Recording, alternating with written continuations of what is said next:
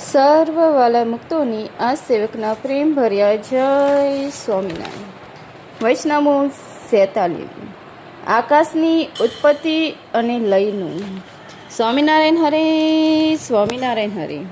1870ના માસ સુધી એકાદશીને દિવસે સાંજની સમયે શ્રીજી મહારાજ ગઢરામથી દાદા ખાચરના દરબારમાં શ્રી વાસુદેવ નારાયણના મંદિરની સમીપે ઓટા ઉપર દક્ષિણા મુખારવીને બિરાજમાન હતા ને ધોરો ખેસ પહેર્યો હતો ને ધોરી ચાદર ઓઢી હતી ને માથે ધોરી ભાગ બાંધી હતી ને પોતાના મુખારવીની આગળ મુનિની સભા તથા દેશ દેશના હરિભક્તની સભા ભરાઈને બેઠી હતી.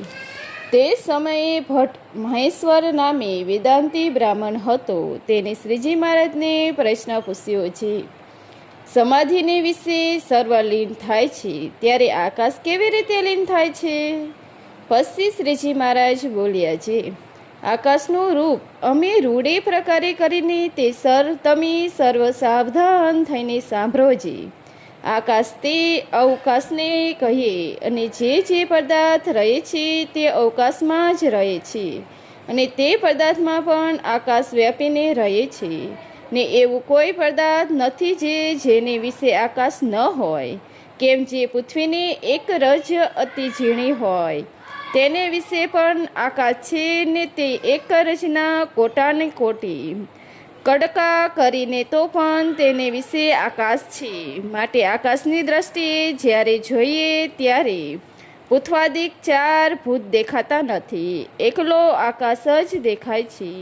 તે આકાશના સર્વનો આધાર છે અને સ્થૂળ સૂક્ષ્મને કારણ એ જે 3 શરીર તે આકાશને વિશે છે અને બ્રાહ્મણ છે પણ આકાશને વિશે રહ્યું છે અને બ્રહ્માંડનું કારણ છે પ્રકૃતિ ને પુરુષ તે પણ આકાશને વિશે છે. એવો જોઈએ આકાશ તે પ્રકૃતિ પુરુષ ને તેનું કાર્ય જે પ્રીન બ્રહ્માંડ એ સર્વની માહી પણ રહ્યો છે ને સર્વનો આધાર થઈને બહાર પણ રહ્યો છે. એવો છે એ આકાશ તે તો સુષુપ્તિનો વિશે અથવા સમાધિને વિશે લીન થતો નથી. અને કોઈ કહેશે છે આકાશાદિક પંચભૂત તો તમોગુણથી ઉપજ્યો છે તે આકાશ પુરુષને પ્રકૃતિનો આધાર કેમ કહેવાય ને સર્વમાં વ્યાપક કેમ કહેવાય? તો તેનો ઉત્તર એ છે જે પ્રકૃતિમાં જો અવકાશરૂપ આકાશ ન હોય તો જેમ વૃક્ષમાંથી ફળ પુષ્પાદિક બહાર નિસરે છે ને જેમ ગાયના પેટમાંથી વાસરું બહાર નિસરે છે તેમ પ્રકૃતિ મહતથી મમત્વ નિસરે છે તે કેમ નિસરે? માટે પ્રકૃતિને વિશે આકાશ રહ્યા છે અને મહત તત્વમાંથી અહંકાર નિસરે છે. માટે મહત તત્વ આકાશ રહ્યા છે અને અહંકારમાંથી 3 ગુણ નિસરે છે. માટે અહંકારની વિશે આકાશ રહ્યા છે અને તમોગુણમાંથી આકાશાદિક પંચભૂત નિસરે છે. માટે તમોગુણને વિશે પણ આકાશ રહ્યા છે. તે તમોગુણમાંથી જે આકાશ નિસરે છે તે આકાશ તો તમોગુણનું કાર્ય છે ને વિકારવાન છે ને સર્વનો આધાર છે. આકાશ છે તે નિર્વિકાર છે ને અનાદિ છે ને એવો સર્વાધાર જે આકાશ છે તે આકાશને બ્રહ્મ કહીએ, ચિત્તાકાશ કહીએ ને એ આકાશને વિશે પુરુષ ને પ્રકૃતિ તે સંકોચ અવસ્થા ને વિકાસ અવસ્થાને પામે છે. એવી રીતે તો જ્યારે પુરુષ પ્રકૃતિ સામું જુએ છે ત્યારે જેમ સ્ત્રી પુરુષ થકી સંતાનની ઉત્પત્તિ થાય છે તેમ પુરુષ જે પતિ ને પ્રકૃતિ રૂપ જે સ્ત્રી તે થકી મહત્વાદિક સંતાન ઉત્પન્ન થાય છે. એવી રીતે જે પ્રકૃતિ તે 24 તત્વરૂપ ને પ્રિય બ્રહ્માંડ રૂપ થાય છે ને પ્રકૃતિની વિકાસ અવસ્થા છે. અને જેટલા પ્રકૃતિના કાર્ય છે તેની વિશે પુરુષ પોતાની શક્તિ કરીને વ્યાપકપણે રહે છે તે પુરુષની વિકાસ અવસ્થા છે. અને જ્યારે કાર કરીને પ્રકૃતિનું કાર્ય સર્વનાશ પામી જાય છે અને પ્રકૃતિ પણ પુરુષના અંગમાં લીન જેવી રહે છે એ પ્રકૃતિની સંકોચ અવસ્થા છે.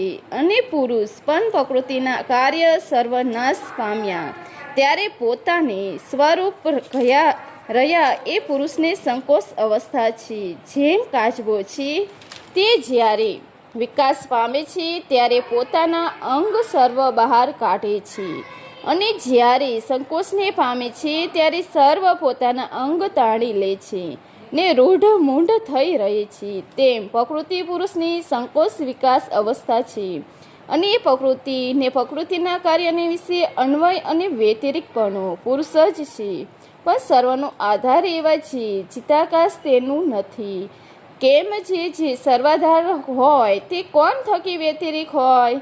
તે તો સદા સર્વમાં રહ્યો જ હોય. અને આ બ્રહ્માંડ છે તેને ચાર કોરે લોકાલોક પર્વત છે તે ગઢની પેટે રહ્યો છે ને તે લોકાલોકની બહાર તે અલૌકિક છે ને તે અલોકોથી પર સપ્ત આવરણ છે અને તેથી પર એકલું અંધારું છે. તે અંધારાથી પર પ્રકાશ છે તે પ્રકાશની ચિત્તાકાશ કહે.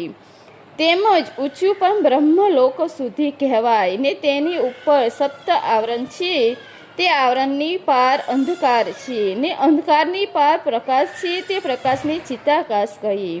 તેમજ હેઠે પણ સપ્ત પાતાળ સુધી કહેવાય. તેથી હેઠા સપ્ત આવરણ છે ને તેથી હેઠું અંધકાર છે ને તેથી એઠો પ્રકાશ છે તે પ્રકાશની ચિત્તાકાશ કહે. એવી રીતે બ્રહ્માંડની ચારે પાસે ચિત્તાકાશ છે અને બ્રહ્માંડની માહી પણ છે. અને એવો જે સર્વાધાર આકાશ છે તે આકારે જેની દ્રષ્ટિ વર્તી હોય તેને દહર વિદ્યા કહે અને અક્ષ વિદ્યા આદિ ઘણી પ્રકારની બ્રહ્મ વિદ્યા કહીએ છીએ. તે માહેલી એ પણ એક બ્રહ્મ વિદ્યા છે અને તે ચિત્તાકાશ છે તે અતિ પ્રકાશમાન છે અને તે ચિત્તાકાશ અનાદિ છે ને તેની ઉત્પત્તિ વિકાસ નથી. અને જે આકાશની ઉત્પત્તિ ને વિકાસ કયા છે તે આકાશ તો તમોગુણનું કાર્ય છે ને અંધકાર રૂપ છે તેની લીનતા થાય છે. પણ સર્વનો આધાર એવો છે ચિત્તાકાશ તેની તો લીનતા થતી નથી. એવી રીતે તમારા પ્રશ્નનો ઉત્તર કર્યો. હવે તેમાં કોઈક શંકા રહી હોય તો પૂછો. પછી તે વેદાંત બ્રાહ્મણ તથા સર્વ હરિભક્ત બોલ્યા છે, હવે કોઈ લેશ માત્ર સંશય નથી. હવે સંક્ષિપ્ત સાર. પહેલું, જે પિંડ બ્રહ્માંડ સર્વમાં રહ્યા છે અને બધું જ જેના આધાર રહે છે એવા જે આકાશ તે સીધાકાર છે. બીજું, જે તમોગુણમાંથી ઉપજ્યો છે વિકારવાન છે જેનો નાશ થવાનો છે તે તો ભૌતિક આકાશ છે. ત્રીજું, સમાધિમાં ભૌતિક આકાશ લીન થાય છે પણ ચિત્તાકાશ લીન થતો નથી. ઇતિ વૈષ્ણવ ગઢડા પ્રથમનું 43મું પૂરું થયું. સહેજાનંદ સ્વામી મહારાજની જે લાઈક શેર और સબસ્ક્રાઈબ. જય સ્વામિનારાયણ. Thank you.